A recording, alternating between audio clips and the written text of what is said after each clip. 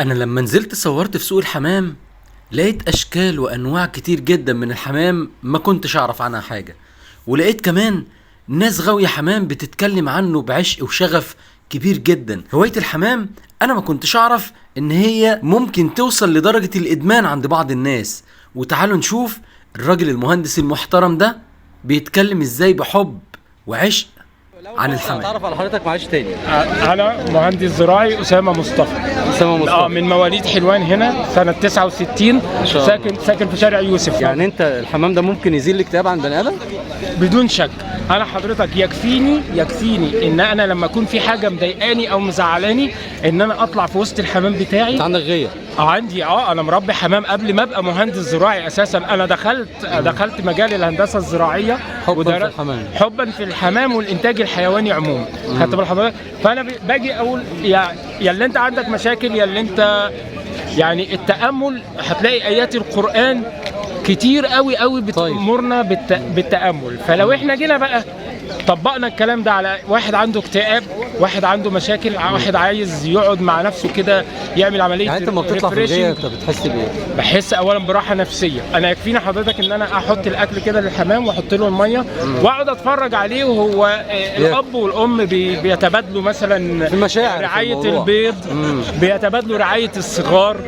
يعني طائر اجتماعي، طائر اولا ما يعني مش زي مثلا البط والوز. انت عندك البط والوز بمجرد ما الذكر يقوم بدور التلقيح خلاص انتهى دوره.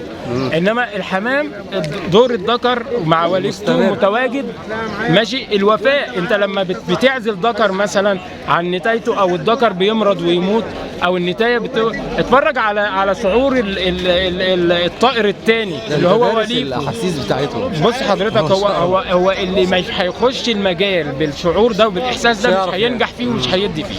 خدت بال حضرتك؟ استكمالا بقى قول لي بقى الادويه. نرجع تاني للادويه اللي عندي الادويه هنا او القسم البيطري بينقسم لجزئين.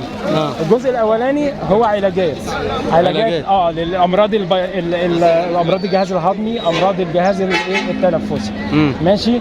الجزء الثاني بيبقى عباره عن معوضات للحمام، خصوصا ان في بعض الهواة بيربوا تربيه مقفوله. بيربي الحمام بتاعه يعني ايه تربيه مقفوله؟ تربيه مقفوله ان انا عامل عليه دايما عشه مقفوله الحمام بتاعي وبربي جواها ما بفتحلوش يطير. ماشي. طيران الحمام ده اولا بيساعده على ان هو بيكتسب عناصر كتيره قوي من صحي اكتر يعني. بالظبط كده.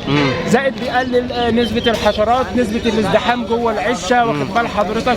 ليه فوائد كتير. انما هنقول احيانا بضطر ان انا اربي تربيه مقفوله. طيب لما بربي تربيه مقفوله لازم اعمل معوضات للحمام عن الحاجات اللي هو خلاص ما بقاش يقدر يخرج يجيبها من بره.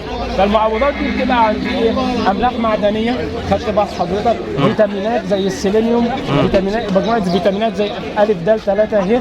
واخد بالك؟ رافع مناعه مثلا. مركب زي دوت دي فوس، في فيتامين د، في كالسيوم. ده بيتحط مع الاكل ولا الميه؟ ده بيتحط مع الميه. نسبه كبيره من الادويه البيطريه بتتحط مع الحمام البلجيكي والحمام الهولندي. هو اعلى انواع الحمام. لدرجه ان عندنا مثلا في بلد زي بلجيكا في اطباء بيطريين تخصص حمام فقط. السالمونيلا ده فيروس.